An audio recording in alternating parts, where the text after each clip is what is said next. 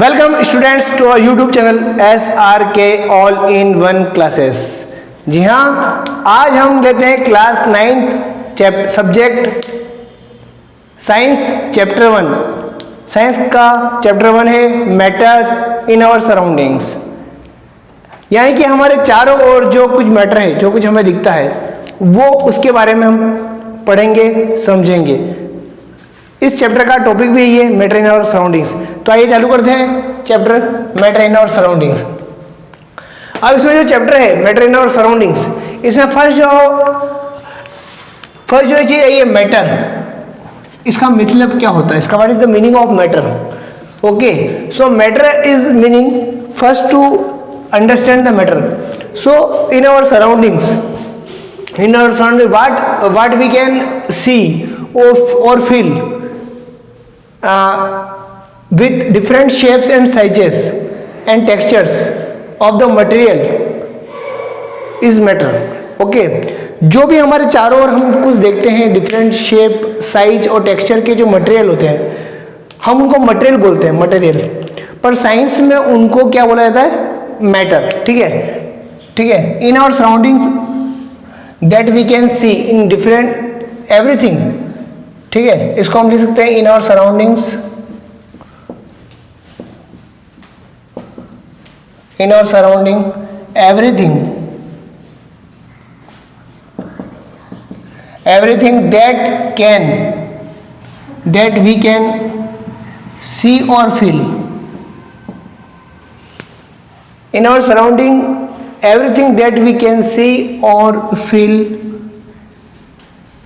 with different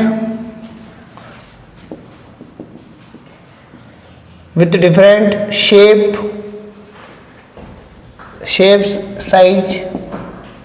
sizes and textures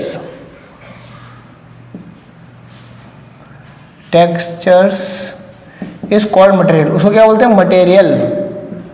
अब material तो हम बोलते हैं, ठीक है, हमें जो भी दिख रहा है। एग्जाम्पल के तौर पर क्या बोलूँ मैं, जैसे कि फूड जिसको हम खाना खाते हैं, ठीक है, ये पेन, बोर्ड जिसके ऊपर मैं लिख रहा हूँ, वाटर बोतल, cold drink, bench, chair, stool, table, wall, stone, cloud, water, anything what we can see और फील। एयर को हम फील करते हैं, तो everything what is that we can see or fill with different shape, size and texture is called material, but in science and scientist named as a matter। अब इसी material को scientist क्या बोलते हैं, मैटर बोलते हैं। ठीक है, बट द साइंटिस्ट, जो साइंटिस्ट होते हैं,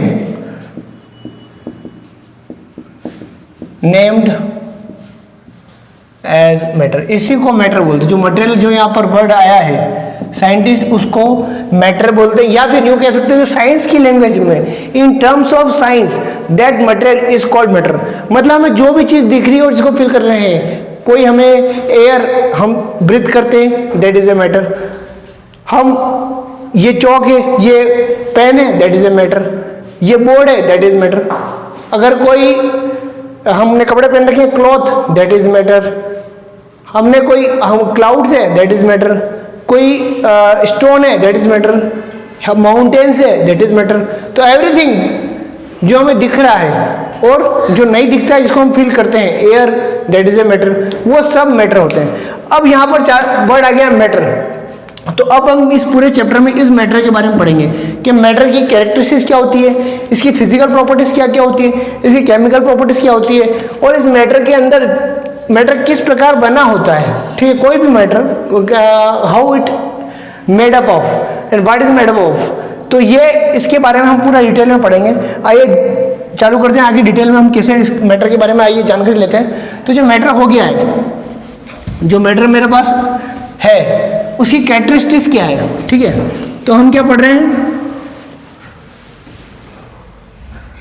हम पढ़ रहे हैं यहाँ पर मैटर के बारे में। अब मैं मैटर को अब डिटेल में पढ़ूंगा। हम पढ़ रहे हैं मैटर। मैटर होता है everything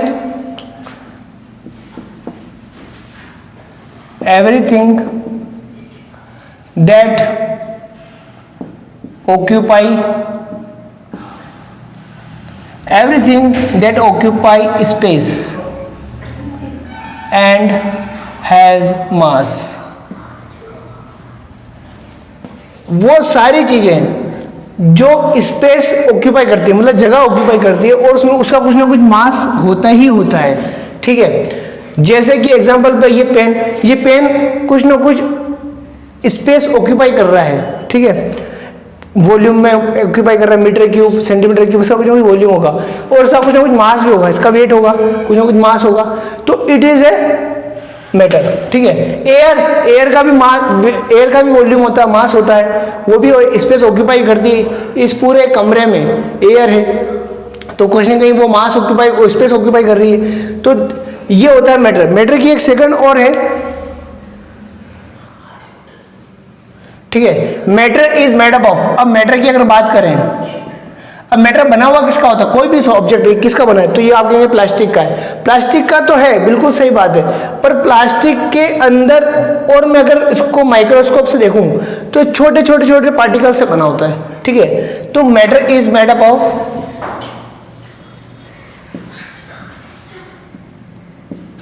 small particles. Matter is made up of small particles. Matter जो होता है वो छोटे छोटे छोटे पार्टिकल से बनाता है। It is not continuous, it is not continuous, ये कंटिन्यूअस नहीं होता। ठीक है, ऐसा नहीं कि ये पूरा ऑब्जेक्ट एक नहीं है, कि इसके छोटे छोटे छोटे पार्टिकल्स हैं इसमें, उनसे ये कोई भी ऑब्जेक्ट है वो बना होता है। कोई भी ऑब्जेक्ट ले लें, हमें एवरीथिंग, जो भी कोई भी ऑब्जेक्ट, यानी कि वो कोई ना कोई मैटर होगा, that matter is made up of small particles. दुनिया की कोई भी चीज ले लें हम, वो छोटे छोटे छोटे पार्टिकल्स से मिलकर ही बड़ी बनी है। कोई भी ले लें, पानी ले लें, क्लाउड्स ले लें, माउंटेन ले लें, बड़े बड़े पहाड़ ले लें, कोई भी चीज़ है वो छोटे पार्टिकल्स बनी है। इट इज नॉट कंटिन्यूअस, वो कंटिन्यूअस नहीं होती, मतलब पार्टिकल से बनती है continuous. It is but it is particulate. क्या होती है वो? पार्टिकुलेट्स होती है, यानी कि वो उसके पार्टिकुलेट का वर्ड कहाँ से आया? पार्टिकल से आया। किस आया? Particles. Particulate means particle. Particulate मतलब छोटे छोटे पार्टिकल मिलके वो मैटर बनता है। मैटर क्या होता है मैं समझा चुका हूँ। जो ये दो डेफिनेशन, दो इसकी प्रॉपर्टीज है, अगर दो प्रॉपर्टीज में कोई भी चीज़ आ रही है that is a matter. Okay, अब मैटर तो समझ में आ गया सर, ये तो ठीक है। चलो, मैटर वो होता है कि जो कोई स्पेस को ऑक्यूपाई करता है और उसका कुछ ना कुछ मास होगा। ठीक है, यहाँ तक भी ठीक है। मैटर जो होगा वो छोटे छोटे पार्टिकल से मिलकर बना है, वो कंटिन्यूस नहीं होता, वो पार्टिकुलेट होता है। यहाँ तक भी ठीक है, समझ आ गया। अब इस पार्टिकल जो है, अब हम आगे बढ़ेंगे, जो पार्टिकल, छोटे छोटे पार्टिकल जो जिनसे मैटर बना है, उनकी क्या कैरेक्टरिस्टिक्स होती है। जी हाँ, अब आगे जो हमारा नया टॉपिक होगा, characteristics of the particulate of matter. तो नेक्स्ट है characteristics. characteristics of particles of matter। यानी कि जो मैटर है उसके जो पार्टिकल्स है उसकी क्या कैरेक्टरिस्टिक्स होती है, वो क्या, उनमें क्या क्या खासियत होती है। कैरेक्टरिस्टिक्स का मतलब, कैरेक्टरिस्टिक्स का मतलब खासियत।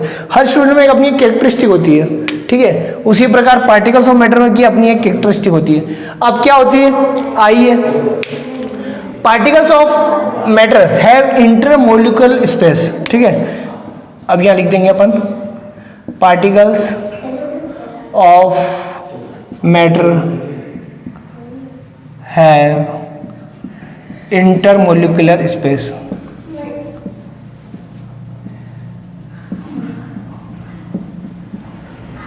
यानी कि जो पार्टिकल्स होते हैं छोटे छोटे छोटे छोटे, अब इसको अगर मैं माइक्रोस्कोप से देखूं इनके पार्टिकल्स को, तो इनके अंदर कुछ ना कुछ इनके आपस में स्पेस होता है, आपस में स्पेस होता है। सेकंड कैरेक्टरिस्टिक्स है पार्टिकल्स ऑफ मैटर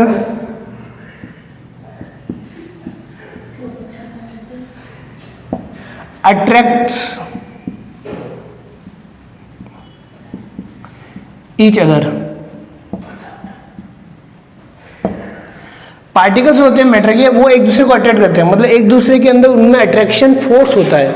ठीक है, particles of matter attract each other due to attraction force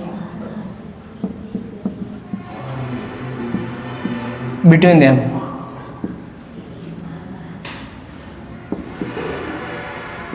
ठीक है, इनके बीच में कुछ ना कुछ क्या होता है, अट्रैक्शन फोर्स होता है, जिससे वो एक दूसरे को बाउंड करके रखते हैं। तो ये कहलाता सेकंड इसकी कैरेक्टरिस्टिक्स। थर्ड कैरेक्टरिस्टिक्स क्या हो सकती है इसकी?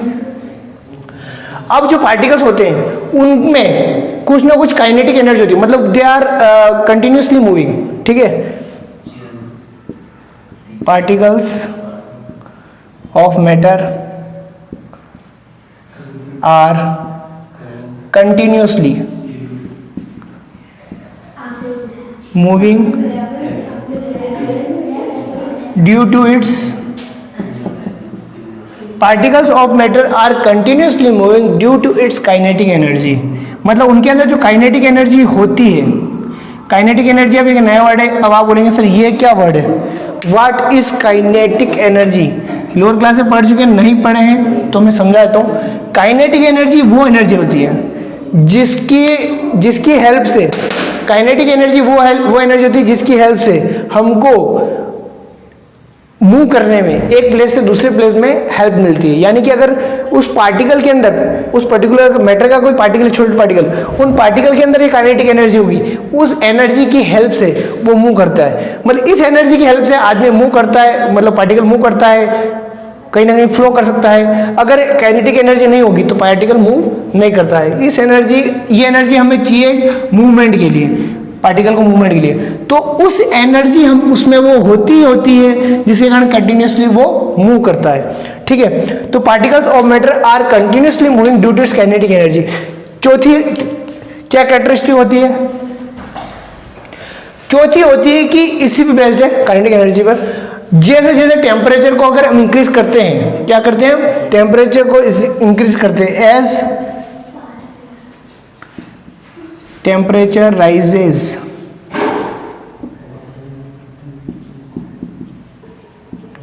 अगर किसी भी मैंने मैटर का टेम्परेचर को बढ़ाया, ठीक है, मैंने किसी को गर्म किया मान लो, सपोज उसका टेम्परेचर मैं क्या कर रहा हूं, इंक्रीज कर रहा हूं। अब एज टेम्परेचर राइजेस, जैसे जैसे टेम्परेचर बढ़ रहा है, ठीक है, तो क्या हो रहा है, उसके अंदर जो पर्टिकुलर पार्टिकल्स है उस मैटर के अंदर, उनका टेम्परेचर भी बढ़ रहा है। ठीक है, okay. As temperature rises the temperature of particles also increases. तो उससे क्या होता है, the kinetic energy of particle is increases. ठीक है, as temperature rises the kinetic energy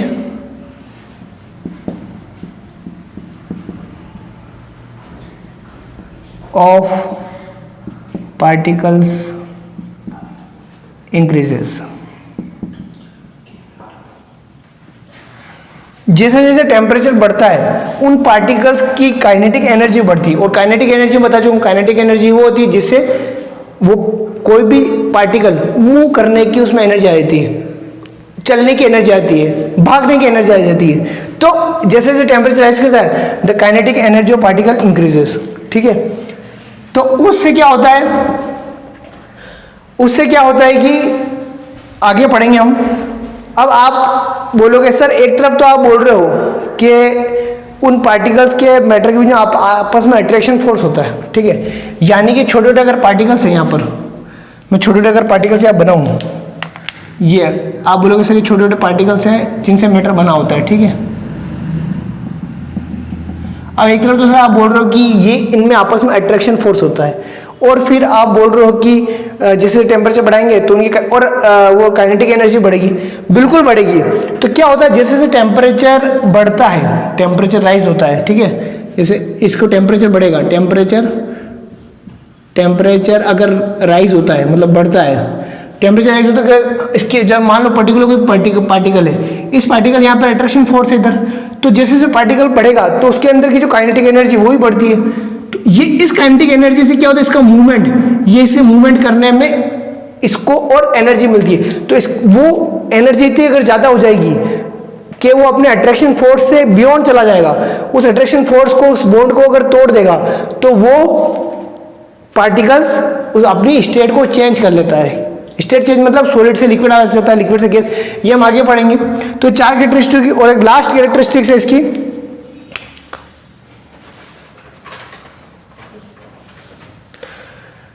जो लास्ट है the intermolecule the intermixing of particle. ठीक है, intermixing of particles due to, अब आपस में पार्टिकल जो होते हैं मतलब मैटर के या डिफरेंट टाइप्स ऑफ मैटर के, ठीक है, वो क्या करते हैं, इंटरमिक्स हो जाते हैं। क्यों हो जाते हैं? क्योंकि उन पार्टिकल्स में मैंने बताया कि इंटरमोलिक्यूलर कुछ ना कुछ स्पेस होता है। अब इन पार्टिकल में अब कोई दूसरा मैटर आया, ठीक है, और उसके अंदर इन पार्टिकल के बीच में दूसरे मैटर भी आ गए, घुस गए, क्योंकि स्पेस है, इन स्पेस में मैं दूसरा मैटर को मिला सकता हूँ। तभी तो हम जैसे फॉर एग्जांपल हम घर में चाय बनाते हैं, तो उस चाय में अगर दूध में शक्कर डालते हैं तो दूध के अंदर शक्कर हमें दिखती तो नहीं घुलने के बाद, पर दूध के अंदर जो मिल्क है, मिल्क किससे बनता है, वो एक मैटर है, मैटर किससे, छोटे पार्टिकल से बनता हो। उन पार्टिकल्स में कहीं ना कहीं आपस में स्पेस होगा, आपस में स्पेस होगा तो कहीं ना कहीं जो शुगर के जो पार्टिकल्स हैं वो इंटरमिक्स हो जाएंगे, उन स्पेस में कहीं ना कहीं चले जाएंगे, तो उन पार्टिकल्स में चलेंगे, इसको इंटरमिक्सिंग बोलते हैं। The intermixing of particles of